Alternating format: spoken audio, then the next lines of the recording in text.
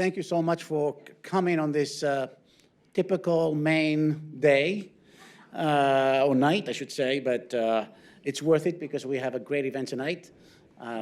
So Janet Jakobsen, who's been kind enough to join us, she's the Claire Toll Professor of Women's Gender and Sexuality Studies and co-director of the Center for Research on Women at Barnard College, Columbia University.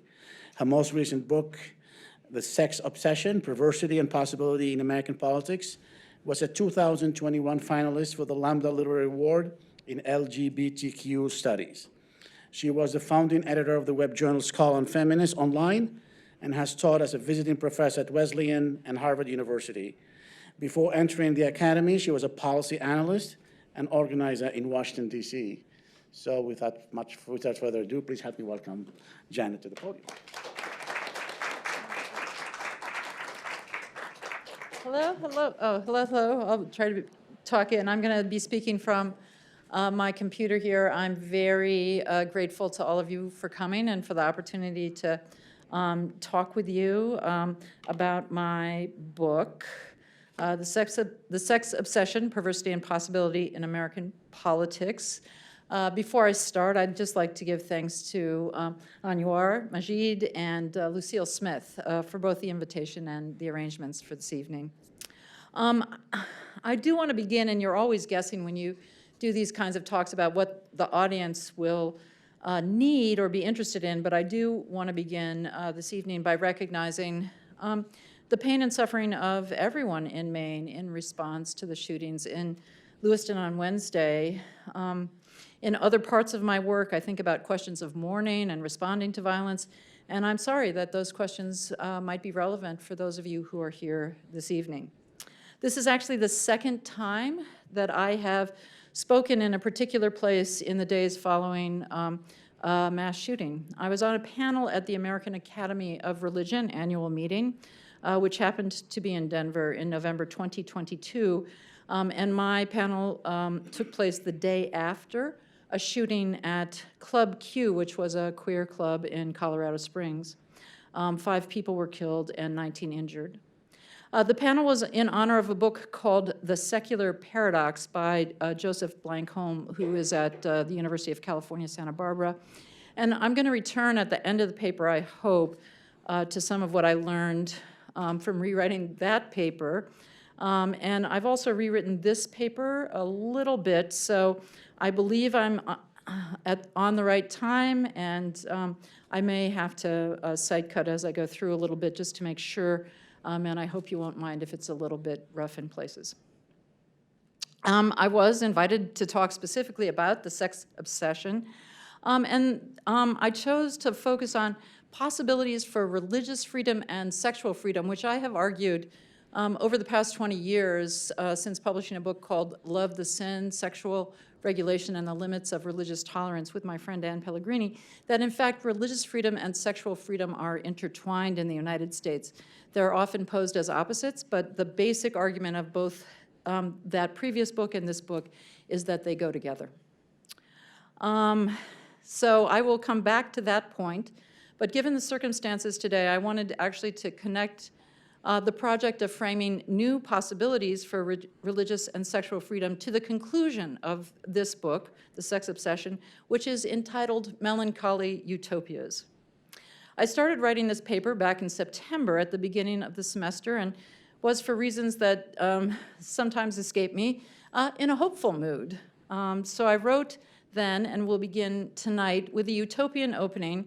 And I will ask all of you to imagine a world in which you really experience freedom, in which people can live lives open to their commitments and open to other people realizing their commitments in different ways. And while I still think this is a useful thought experiment, the events of recent days have led me to return to what I argue in the conclusion, which is that all utopias are in a certain way melancholy. And recognition of that melancholy is helpful to realizing the project of freedom. In other words, if we understood some of what is melancholy about the world as well as some of what we aspire to in freedom, we might actually be able to realize freedom more in our realities. The abstract for the talk promises that I will suggest a way out of one of the dilemmas in American public life over the past several decades. And the book in part traces this over the decades since the 1990s. And that is the relation between religious freedom on the one hand and sex and gender freedom on the other. It seems virtually impossible to imagine a world in which these two forms of freedom are not opposed, and public discourse in the United States does seem stuck in that opposition. And indeed, these two freedoms are regularly pitted against each other in court, in public discourse, and public discourse has almost invariably followed suit. My book is full of examples, not just from the US courts, the congressional record, presidential statements, state legislators, public officials, and attorneys general, but also from widely read publications, including both liberal and conservative sources. In other words, the one thing that pretty much everyone seems to agree on is that we are stuck in an opposition between religious freedom and sexual freedom. Everybody, left, right, in between, agrees these two things are opposed. And this opposition is just one of many stuck oppositions that populate the US public life. But for me, this opposition is, in fact, not just the problem, it is mistake. It is inaccurate. It does not apply to either what religion is and does in the world, nor what gender and sexuality are and do. So to just go back a moment to this utopia, let's think a minute again about utopia without the melancholy, and then I'll explain what the melancholy is about. So imagine a different world than the one in which we find ourselves, the one in which everyone's angry at each other, everyone is either religious or is in favor of gender and sexual liberation, never the twain shall meet. But imagine a different world. Before I went to graduate school, as Anouar mentioned, I was a full-time organizer, and I've participated in activism and organizing through much of my time as a professor, and I continue sometimes to be guided by slogans from earlier times. I'm now old. Even as those are limiting, they can help reframe understanding. So I end the sex obsession by referring to a slogan from global social justice organizing, "Another world is possible." This slogan was largely a critique of global political economy, including its dependence on an international division of labor in which most people struggled to get by, while some people, the 1%, lead lives of luxury. While the critique clearly names inequality and injustice, the slogan is intended to respond to that injustice with possibility, with the idea that seeking justice is not about defeating those with whom we disagree. It's not about punishing those who are responsible for injustice. It's not about making other people live less full lives. Rather, seeking justice is a practice of world making, of creating worlds that may seem, well, impossible, but nonetheless could, in fact, be realized. So imagine for a moment, what would another world look like for you? What would it mean not to be trapped in opposition and for example, between religious and sexual freedom? What would a world of abundance look like? One in which resources were not divided between the 1% and the 99%, but rather in which everyone had both what they needed and what they wanted. What would it look like to imagine a world in which the question was not how to divide up a fixed amount of goods, an existing pie, if you will, but rather one of participating in and helping to create a dynamic world of goods, goods that are both moral and material, in which not all goods are simply products and commodities, in which the dynamism of relations was the possibility of creating more possibility itself. The point of this book, The Sex Obsession, is to think about the ways in which such a world might be realizable if those of us who participate in US public discourse thought and spoke differently about gender, sex, and religion. And later in the paper, I will suggest a reframing of what we might mean by freedom and justice. So tonight, I suggest that we give up the usual assumptions about religion, and those range, the usual assumptions, although they tend to flow in a few lines. So I suggest that we give up the idea that religion is merely a vestige of a earlier pre-scientific world, and that we also give up the idea that religion is a unique site for morality, without which we would not have any morality at all. The book also suggests the need to give up the usual US assumptions about sex. Sex is also often seen as a unique site of morality, and that uniqueness is often of immorality, the idea that sex is somehow specifically shameful or dangerous. Instead, the book asks us to imagine a different possible world, one in which people with deep religious commitments and people with commitments that are not necessarily religion might coexist, might live together profitably, might be free. And here, when I think of people who have no religious commitments, in the social scientific literature, they're often called nuns, because on surveys you check off none. But I think that mistakes who these people are, that not being committed to religion is not to lead an empty life, it is simply to have a different set of commitments. The world in which I imagine, then, is one in which ways of living that some people find utterly perverse, and hence the perversity in the title, that some people find utterly perverse can actually be embraced as a site of possibility. And we have to admit that in US culture, perversity is often connected to sexual practice. And it seems that even though there has been a supposed sexual revolution, what we see in popular culture is that much of culture is driven by the idea that sex is still kind of bad. And, we should, there's a lot of money to be made off of that frisson of the idea that sex is a particular problem. It's particularly perverse. But I'd also like to acknowledge the ways in which religious commitment can seem perverse in contemporary popular culture, in which people who take about poverty or are pacifists or pursue a sexual life of celibacy seem odd, out of place, and even out of time, as if they belong to some other time and place than the one in which we live.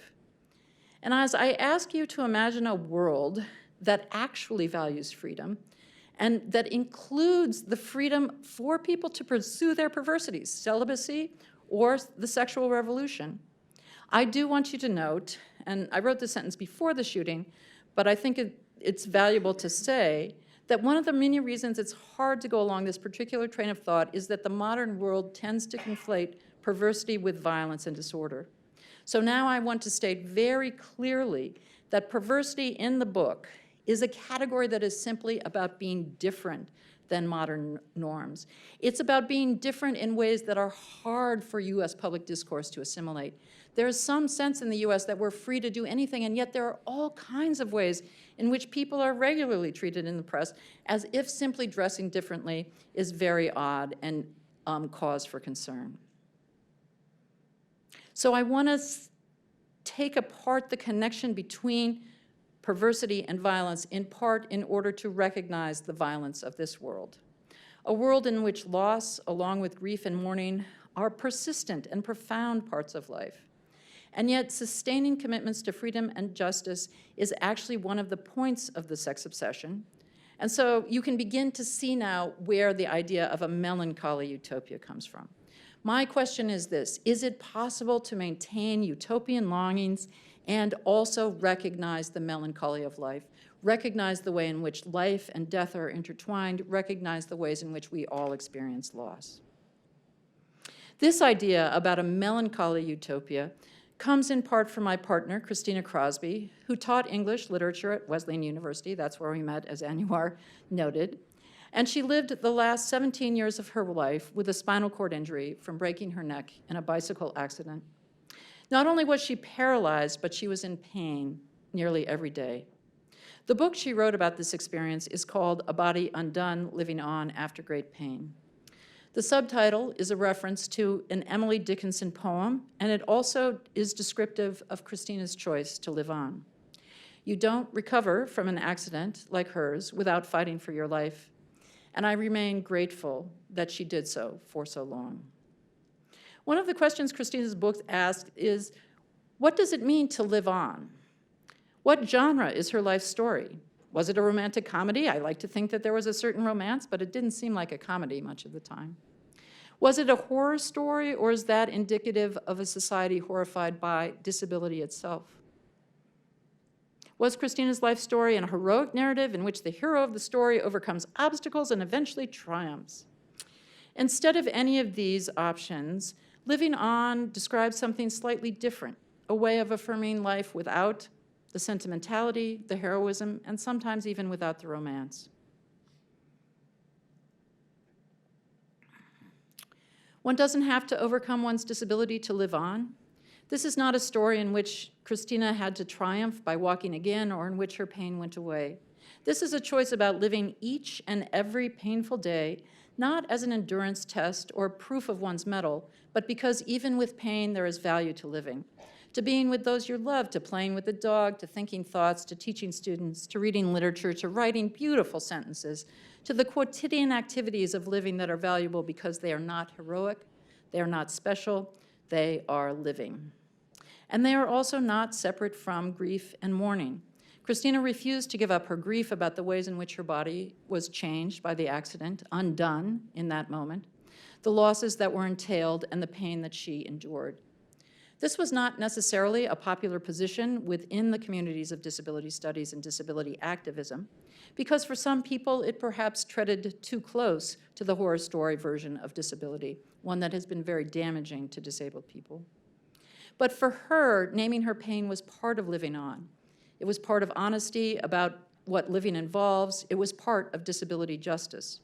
In her view, justice was not about being justified in all of your life, that everything is somehow good, but in being recognized as a full and equal human being, one with hopes and dreams and pain and loss.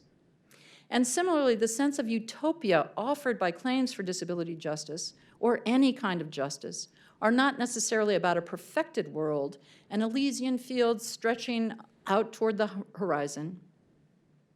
But this does not necessarily mean that we should put aside our utopian longings. Rather, we can fight for utopian ideals, such as the ideal of universal access and design that is part of struggles for justice for disabled people. And we can fight for ideals that have to do with freedom. You might live every day in pain, even as you might aspire to enjoy life and love. This was Christina's sense of utopian possibility, and you can see how it might connect to the question not just of how to live in and with pain, but also how to affirm life in the face of violence. So the sex obsession offers a melancholy sense of utopia, and what I offer today might be called a melancholy freedom. Freedom is often imagined as a yes or no question. Either you're free or you're not. And it is easy to imagine and to know the feeling of freedom. And I ask you to think about that now. When have you really felt free? Of knowing that whatever constraints one faces in life can be lifted and one can be free. It is also, unfortunately, easy to imagine and to know the feeling of unfreedom, of constraints that are inescapable and, in the worst case, unjust. That one's life is distorted by unfreedom and one's life's possibilities destroyed. The United States has a long history of grappling with both freedom and unfreedom. As a country that was founded on both claims of freedom of revolutionary import and a history of brutally denying freedom through the enslavement of other human beings. This history has produced a rich and truly varied set of understandings of freedom, and I'll refer to just a few possible sources, including the historian Eric Foner's book, The Story of American Freedom, Robin G.G. Kelly's book, Freedom Dreams, The Black Radical Imagination, and my former colleague, Katie Cannon's Black Womanist Ethics on Communal Visions of Freedom. I encourage you to read them all. Tonight, I want to explore a version of freedom that considers the limits of freedom and also the possibilities of freedom, and also one that recognizes the reality of violence. This is a sort of melancholy freedom like the melancholy utopias I imagined with Christina's help, one that enables possibility through both its expansiveness, its utopian longings. We often think of freedom as opening out, and through its direct engagement with some of the realities of living, which are sometimes limiting. Material reality is both the stuff of life and the limits to living. And similarly, materiality both enables freedom and limits it, whether it limits the possibility itself, the limits of possibility itself, and we never know what these are. You're always guessing, right? Because you never know what's possible until you try. Or whether that materiality is other people's reality and freedom. After all, none of us can live without the support of other human beings, including those who gave birth to us and those who help us keep us alive. But one of the foundational axioms, to use a word from queer theorist Eve Sedgwick, foundational axioms of queer theory is that people are different. This is a claim that is both simple and very hard to know how to deal with. And that means that people are going to have different freedom dreams, and those dreams may well be in conflict. One of the theses of the book is that our usual way of dealing with those conflicts are not all that helpful. The choices are often either to convince others that one is right, or to get someone, often the state, meaning the government, to adjudicate conflict, or to insist, and I'll talk about this too, on the tolerance of difference. While I only have time to sketch it for you here, the main point is that there are problems with each of these usual approaches. And my suggestion is instead to grant people status as free and equal human beings, something which is harder to do than it seems. In other words, most of us would say that we would grant people that status, and yet it's very hard to realize in public life. For this paper, the broader work on which this is related, I think about the relationship between freedom and justice. And I want to, did I not? Sorry, my slides are out of order because I changed the paper. I'm going to go here. We didn't end up with that. Okay. So I want to think about the relationship between freedom and justice. This idea of transformative justice comes from, you'll see the citation there at the end, an activist group called Generation 5, which is dedicated to ending child sexual abuse in 5 generations. And this has 2 parts, and I'm going to move through this a little bit quickly. This is where I wanted to cut the paper for you, and I will be glad to talk about it in question and answer. But it argues, Gen 5 argues, that ending child sexual abuse is not about addressing any individual instance of child abuse, but requires transformation in the conditions that make it so likely, and the statistics are really profoundly disturbing, so likely that so many people, especially in the United States, will suffer child abuse. And in order to do that, they argue for 2 parts to making justice. And this is where I'm going to move quickly. One is harm reduction. In other words, there is a need to immediately address what's happening and reduce harm. And where that goes can go many ways. So this, from Shira Hazan's Saving Our Own Lives, this definition of liberatory harm reduction is about the ways in which we use things like stigma, judgment, and coercion. And again, remember, child sexual abuse is something that does carry stigma with it, in ways of preventing our ability to actually address the harm as it's happening. So harm reduction is the first one, and there are many ways, as I think about what the limits to freedom and justice are, to think about things that are good, that are helpful, that reduce harm, but that do not fundamentally transform the conditions of justice. And one of the profound things about this definition is the way in which it puts these 2 things together. Often we're told we should pick one or the other. Either you address the immediate harm or you change the conditions, but it's rare that they're held together. And this idea of transformative justice is crucial to how I hope to understand religious and sexual freedom. So I'm going to skip over this part of the paper. I can leave this up for a little while. So transformative justice is a concept that is not meant to minimize the import of reducing harm.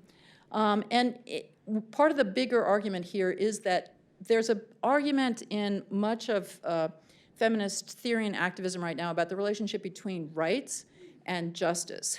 And it's about the limits to rights. And what this approach argues is that rights and justice are connected. Rights may be a limited concept. It's based on the individual. It may not provide, for example, the type of communal freedom dreams that Katie Cannon was talking about, but it is also important.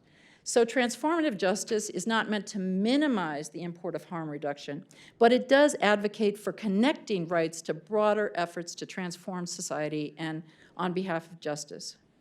The point of transformative justice is that one can participate in projects that are variously imperfect. And as a college professor, and I love my students for this, they are often searching for the perfect answer. I'm teaching an introduction to environmental humanities right now, and they want to know what the best thing to do is to address climate change. And I'm like, everything and anything, it may be imperfect, but it's good that you try. So the point of transformative justice is that one can participate in projects that are variously imperfect, that aspire to but do not realize justice, that may merely reduce harm while still doing good in the world. And those projects are most likely to realize that good if they are connected to fundamental transformation. In other words, if they are a bit utopian, even as they recognize the real challenges in eliminating harm, and so are also perhaps a bit melancholy. So now let's turn directly to questions of religious freedom. This is the other way. We're going to go with the First Amendment here. So this is the First Amendment to the Constitution, directly off from the National Archives. So I hope that it's familiar to you, but it's still worth looking at, in part because it's very complicated. It includes not just the freedom of religion, but also of speech, of press, right to assembly, right to petition the government. And these are all interconnected. But the thing that I want to point out here is that it is also the case that there are two aspects to what's generally called religious freedom. Sometimes they're called two clauses. One is disestablishment. Quote, Congress shall make no law respecting the establishment of religion. And this is sometimes called in popular discourse the separation of church and state. And US courts have used that language as well. And then the second half is, quote, the free exercise of religion. There are a lot of controversies, if you've read this scholarly literature, and I'm not a law professor, but I do read a lot of it, about these two different aspects and how they relate to each other. And you know, I've talked about that in other places, but I want to emphasize tonight is a way to think about religious freedom that is often lost in contemporary discussions, but that I argue would allow us to move closer to the thought experiment with which I began. The experiment in which it is possible to live together with our differences in ways in which it is not necessary for one group to be victorious over another. So what does the First Amendment offer? And so here is this quote, in a liberal state, I can live by the will of God, preach, organize, witness, serve, organize vibrant forms of communal life, work for justice. But what I can't do is use the formidable power of the state to coerce others to live by the will of my God.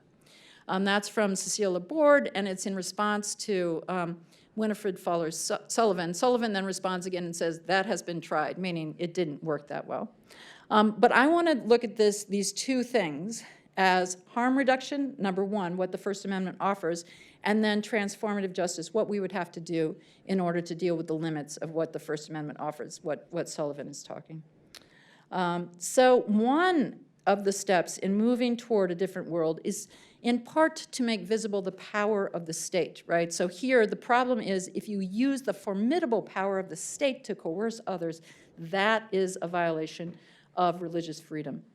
This is a large and complex question. So tonight I want to focus on two ways in which the role of the state is misconstrued. First is when the state is treated as a neutral arbiter of conflicting parties. Here, the power of the state and the way in which that power is enacted through force can tend to disappear. Instead, questions are focused mainly on the conflicting parties. My friend and colleague Anne Pellegrini and I wrote about this at length in Love the Sin, Sexual Regulation and the Limits of Religious Tolerance.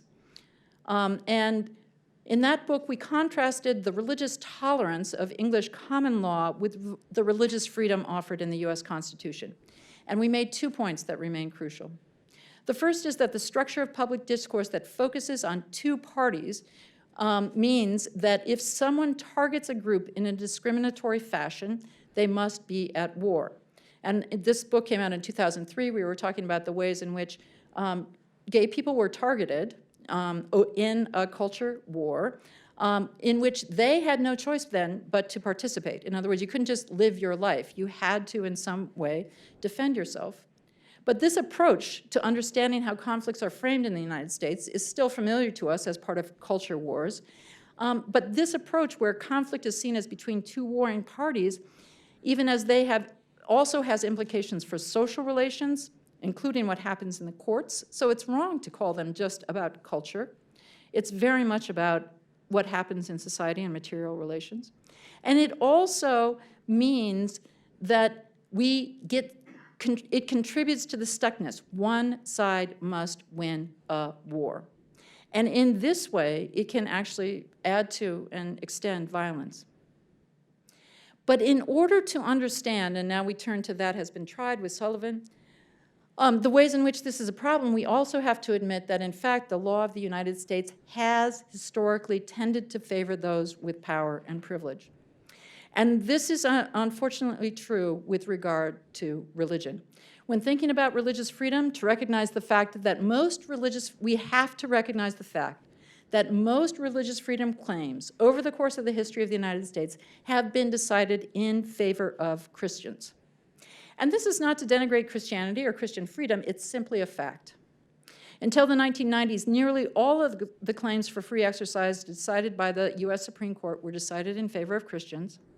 And just to be clear, the footnote here is to a Mormon scholar, so not someone who is necessarily a religious radical.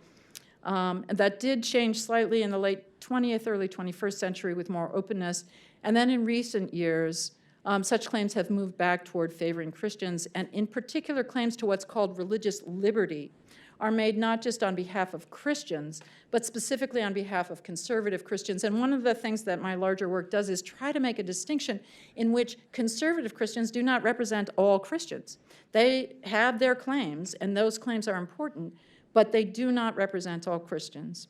So the religious liberty claim here, the footnote is to the Columbia Center for Gender and Sexuality Law.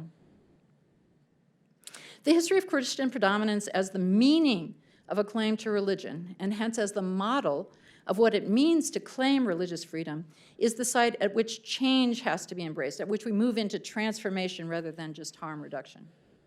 In this case, the law has historically treated Christianity as normal and all other religious commitments, or even a commitment to no religion, as different, unexpected, unusual, queer. Christians tolerate others. This is the history of religious tolerance in the Toleration Act of 1689 in the United Kingdom, which allowed for the existence of some people who did not adhere to the Church of England, and they could avoid certain forms of prosecution. But of course, those tolerated groups were, at that time, variations of Christian commitment, and what they were not offered was religious freedom. They were simply offered the allowance of not being persecuted by the state. Religious freedom in the US was supposed to contrast with this. It was supposed to disestablish the church and allow for religious freedom. But nonetheless, the history has not always allowed that religious freedom to be offered to non-Christians. To ensure that everyone has access to religious freedom, then, a first step is to recognize that there is no general public that tolerates others, but rather everyone is part of a patchwork that needs freedom from others. In other words, and I don't mean you need to be free from others, I mean we have to grant each other freedom. That if we presume that there is a single general thing in which some people are tolerated, that is not freedom. If we recognize each other as free and equal in all of our perversities, that's a very different way of organizing society.